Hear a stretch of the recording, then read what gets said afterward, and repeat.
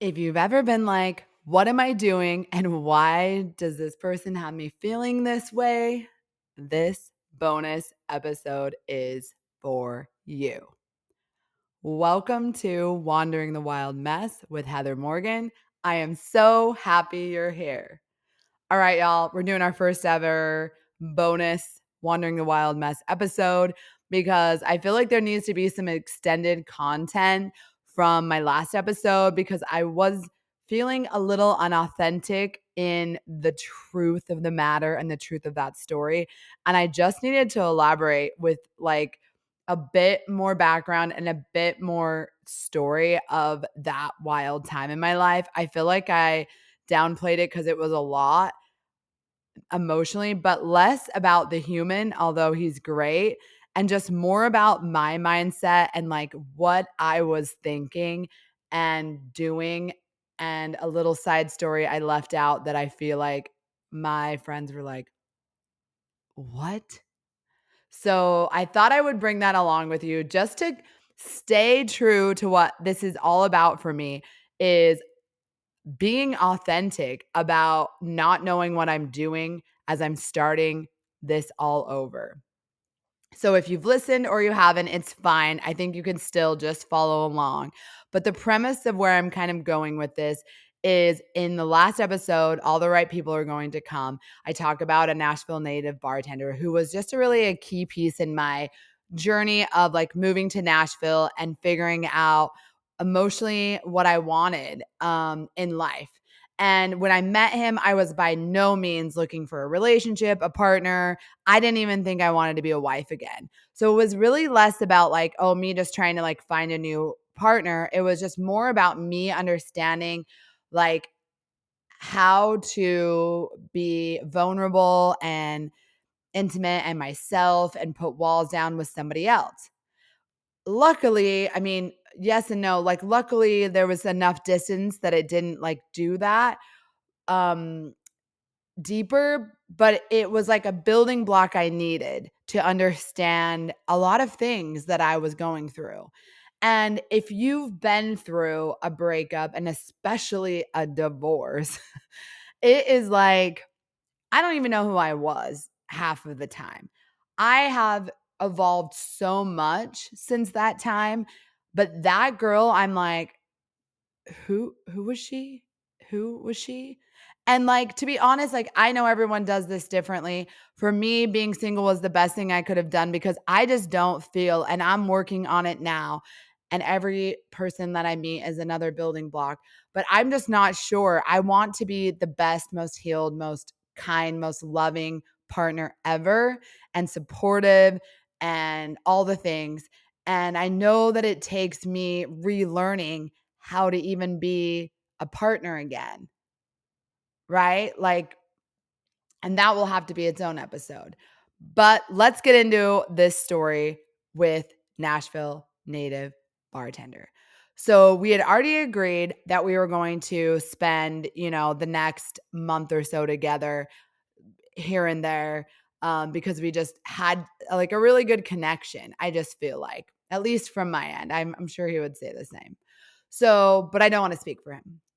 But um, the weird thing about what I left out, so I mentioned that I met him at this bar that was by my Airbnb. So I feel like, and I don't even remember like, and I'm probably like maybe aging myself, but I know my parents watched Cheers. I don't really remember about the episodes, but I kind of feel like, I mean, this kind of felt like that. I'd never been like single, just going to a bar. And I realized everyone knows everyone and there's all these regulars and it's like this big connection of people, which I didn't know that because I didn't really have that. I had like one bar back home that we kind of went to, but it was like me and my husband on Sundays. So it wasn't really, we weren't really involved in any of the bar scene drama.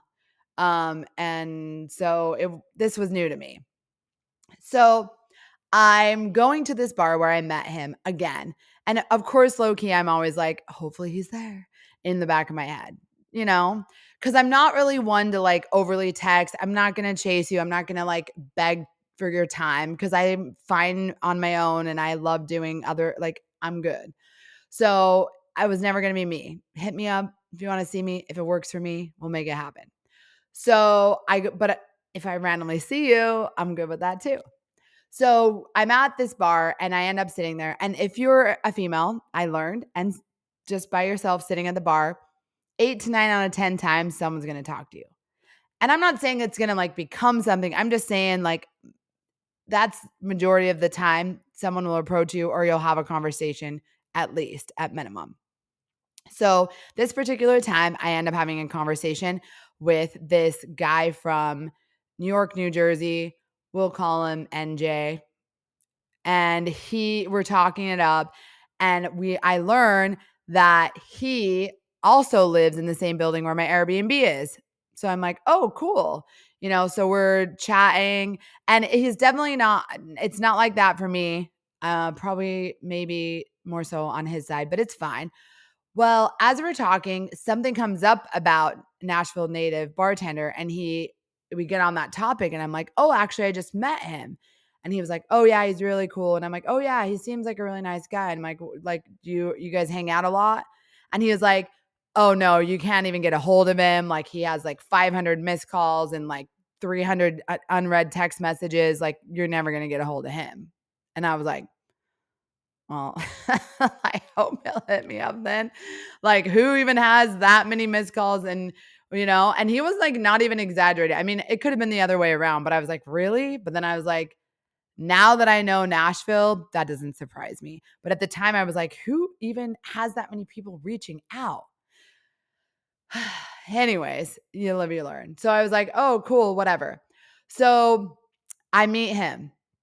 The point of NJ is because in another time, I'm at this bar, another day of the week. I meet this other guy, starts chatting me up, and we'll call him Cali Dog Lover. Cali Dog Lover, he could probably have his own episode, but we'll just say I meet him and we start talking. Next thing you know, he lives in that building too. So it's just like everyone that lives in that building obviously just walks to this bar. So everybody and their dog, literally, dog that get it, go to this bar. So we start talking, and he's really cool. But then I learned he also knows native Nashville bartender. So I'm like, I immediately like I got to friend zone this guy because I don't really like that whole idea, of all these people knowing this guy, whatever. So, but this guy, Dog Lover, is so nice. And it was another one where he's like, well, he lived in the same building. So he's like, I'll walk you back. Da, da, da. I think I don't even remember if I needed something. Well, anyways, he was a nice guy. He like wasn't even drinking. He was just there. And he's like, he walks me back and he's like, would you care if I go in? Cause he'd recently lost his dog. After he moved from California, like his dog died like a few months after, and it was really hard for him, but he was glad he had the trip with him. So anyways, I was like, of course. He comes in, loves on my dog. It's a whole good time. Well, we're leaving, and I feel like we were gonna stop and grab something. And I don't know. Oh, we were going to go to like another bar or something. I mean, of course, I don't have any friends there. So I'm like, let's just roll with it. And we end up, I can't make this up. We end up going down to his apartment because he was going to change. We were going to go to this other bar. And this right now, like we're friend zone. He feels like just one of the homies, like we're just having a good time. We go to his apartment because it's right by the Airbnb apartment that I'm staying at. And can't make this up, New Jersey is his roommate. I'm like, what? So it was a whole weird thing. So now I meet New Jersey again, which New Jersey had like gotten my number and was like blowing me up, and I was not writing him back. So I felt kind of awkward seeing him now coming in with Dog Lover. And I'm just like, Heather, like, what are you doing? Why is this like actually happening here right now? Like, what is happening? Whatever. So New Jersey kind of looks at me like, oh, cool, you can hang out with him, but I can't get a text back. I don't know how to act about that. But we end up leaving. We're like, oh, do you want to come, New Jersey? We're going to play pool. And he was like, no. So anyways, I end up hanging out with Dog Lover just as that. Totally just a good friend. Still a great friend of mine. Like such an amazing human. Well, fast forward one more time. I'm at that bar and New Jersey's there again. So he confronts me. And I'm going somewhere. I'm going back to Nashville native bartender in this. But anyways, New Jersey confronts me and at the bar and he was like, "Hey, blah, blah, blah. You didn't want to hang out." And I was like, "Oh, I'm just, I'm kind of just not really into doing any of that. I'm not really looking for anything with anyone," the whole spill. But like we can be friends. I don't know if that's rude to say, like assuming, I don't know. So he says, "Hey, I'll drive you back." Or I think I walked. He's like, "I'll drive you back since we live in the same building if you want." And he's like, "And we might be going to this other bar and like playing pool again if you want to come." I didn't really want to, but then we get there and then this girl, like we get to our building, this girl comes out. She's hysterical. I guess her boyfriend's a bartender and it's a whole, literally like a whole mess. Like I think I'm messy. No, no, this girl is on a level of drunk and angry and fire. And I don't even, normally I'd be like, I don't really know if I want to be around that energy. But me, I'm like, I'm here for the plot. So apparently that girl needed a night out. So she's coming to me because she's drunk. "Come with us. You should just come." So I'm just like, I feel like I'm supposed to go. So I decide for the plot, I'm going with New Jersey, this drunk girl, and I'll be in the back and we're going to play pool. And she's hoping she doesn't run into her ex-boyfriend or boyfriend at this bar. I'm just like, and you got to think, guys, I'm just going like, what? This is like I'm in a show. Like I feel like I'm like I'm part of a movie or something.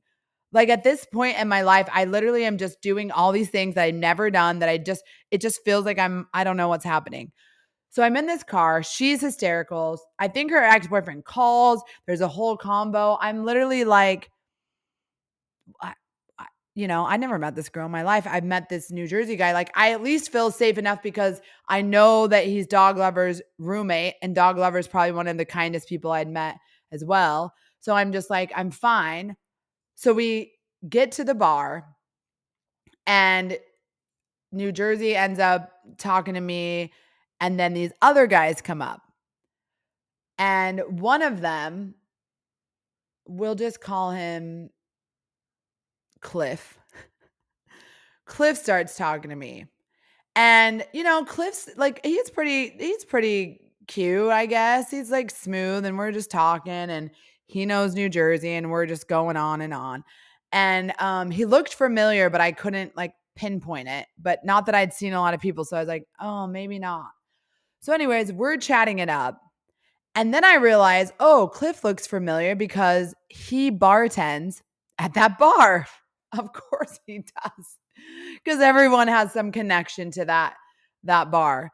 So I'm like, okay, but I don't really mention it. And we just start talking. So we're having like a really in-depth conversation. And from my vantage point, and I don't want to speak for Cliff, I'm definitely thinking he's into me. Like he's, and we're just, but we're having like a great conversation. Well, lo and behold, at this other bar that's not even the one that I hope to run in to Nashville native bartender, who walks in as I'm talking to Cliff, Nashville native bartender. And I'm like, I look at him and he looks at me and immediately Cliff comes in like, not knowing that I know Nashville native. He's like, "Oh, this is Heather, blah, blah, blah, blah, blah." And he's like, "Oh, nice to meet you."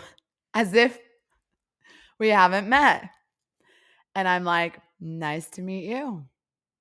And we just kind of like glance eyes and leave it at that. And at this time, I'm saying this because Cliff is like, and I realize like men do this and probably women. So I should just, when someone's kind of like flirting with you can tell they're like kind of protecting that person. Like he's kind of like, I'm the one talking to her. I'm the, I can't explain it, but I know If you've done it, you know. If you've been on the other end of that, you know. There's just kind of this way that it's like unspoken, like, don't really join us kind of vibe. So he's like, I'm going to get a drink. Do you guys want anything kind of thing? And I'm just like, oh, I'm good. And Cliff and I proceed to talk. Well, at some point in the night, Cliff heads to the restroom, as one would do after drinking a couple beers. And Nashville native bartender takes a seat and it was like, how's it going? And I hadn't seen him probably in like a week or so. And I think we kept missing being able to hang out and it was fine. And, but I was so like excited to see him, which was such a weird feeling for me. And, he was like, yeah. And he was just so mysterious in his being. I can't even explain it. I mean, my perception has changed now. I see him differently, but in that moment, I'm going back and I am just like, huh. And he's like, oh, you're talking to Cliff. And I'm like, yeah, he's really nice. And he's like, oh, yeah. And it kind of just leave it at that. So Cliff comes back and is just kind of like, well, I'm the one talking, and it's just kind of like, it is what it is. Nashville native bartender goes off for a minute. And probably like not even 20 minutes later, Nashville native guy comes over again. And Cliff and I are sitting there. And he was like, he says, he looks across, Cliff's sitting there, it's me. And he says, I'm about to get out of here. Do you want to go? And I look at him and I'm like, yeah. And I feel like it was so rude because I'm not that person, but I didn't even know what to say because I wanted to go. And Cliff doesn't even know I know him. And I just get up and kind of like give Cliff a hug and go. Like we'd left. And I'm like, what is even happening? I know that's not rude. I know I don't owe anyone anything for like talking to that, but his face, I felt like a brat. So we get in the Uber and I'm like, oh, because I just the New Jersey guy drove me there. So we're leaving in an Uber and I say to Nashville native, like, I feel like the biggest jerk. I just left Cliff like sitting there. Cliffhanger, get it? Sorry, Cliff. But and he's like, no, he just had a breakup. He's messy. Like he's just looking for the next one. Like he needs to get his life together. Like this continues to be his thing where he gets like really drunk after breakups, but yeah, don't worry, he'll be fine. And I'm like, okay. Okay. So all that to say, eventually I end up telling Dog Lover a little bit about Nashville native guy too. Um, and it just becomes apparent that this whole community and bar just knows each other. So the next time I go in to the bar,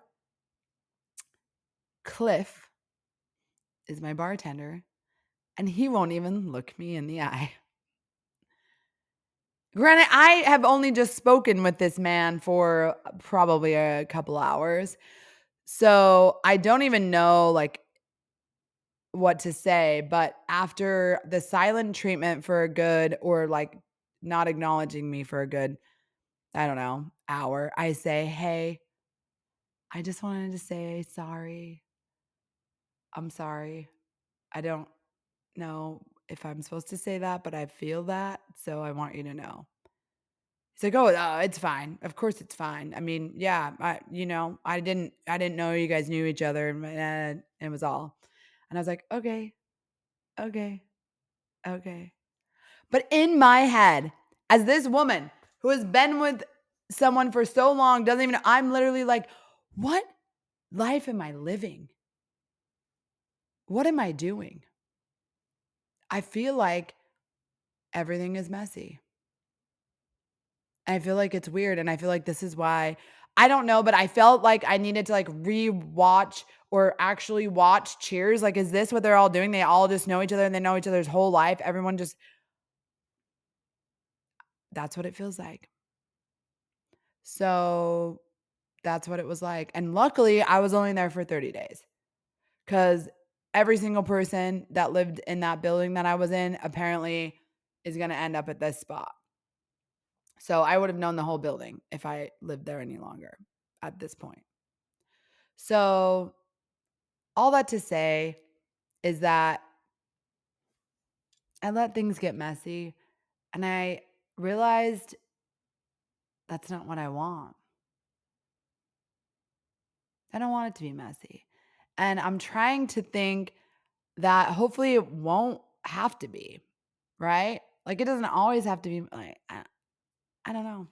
Yeah.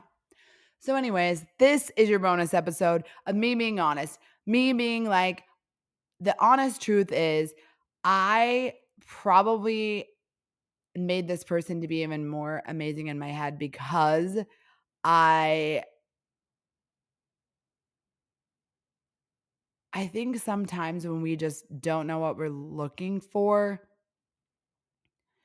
we just get excited about stuff we don't need. But I don't know if it was just that because I wasn't really looking to fill a void. I think I genuinely enjoyed the connection. But I didn't want anything more than just what it was. But that kind of felt wrong too. Like, but I think there's a point in time when you're like after a breakup or divorce that maybe like people don't understand where you don't want to like use someone for anything, like use them to learn, but and you're not going in intentionally like that, but you know you're just like not healed enough to be more than just with them for a period of time. Like, I definitely believe that relationships can heal you if you're that far along in your process of like, okay, I'm getting healed. It's going to be good. I'm on the right path. But if you're still like as messy as I was emotionally, where I'm like, I don't even know, I hadn't even like bought my house yet. Like, I didn't even, I remember him being there the morning that I was like closing on my house. And he was like, you're like, and I had all these meetings and he was still there. And he was like, you're like a completely different person to listen to on your work calls. I don't even know who you are. And like our lives were just so different. I'm like, I'm getting up at 6 a.m. to get on a call. He gets off work at 4 a.m. Like it was never going to be anything. And so I guess if both people know that, it's okay, right? But every experience is like, to me, like it's a building block of like putting you in the place that you need to be to get to your next stage in life. So this is all me to say that it was a messy first getting to a stage because I had this deep, and I don't even know if I want to use the word desire, but I will because I think it was accurate in that moment. Like desire to be around this human. And I don't get that very often.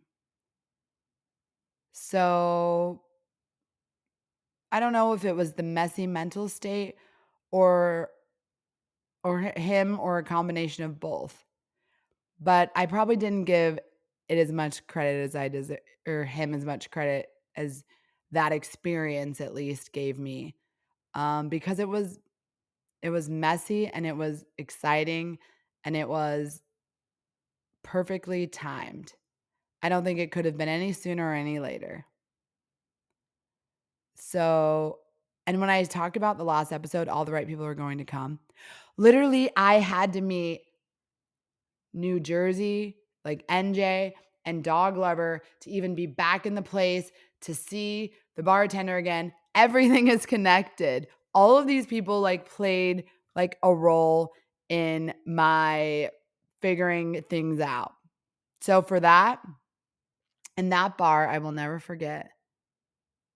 It's called Southside Kitchen, in case you want to date someone there. I'm sure that's not all the same bartenders. It can't be, right? Well, if it is, that's all. Your bonus episode was chaotic. I get it. I'm all over the place. But thank you for listening to Wandering the Wild Mess with Heather Morgan. You matter.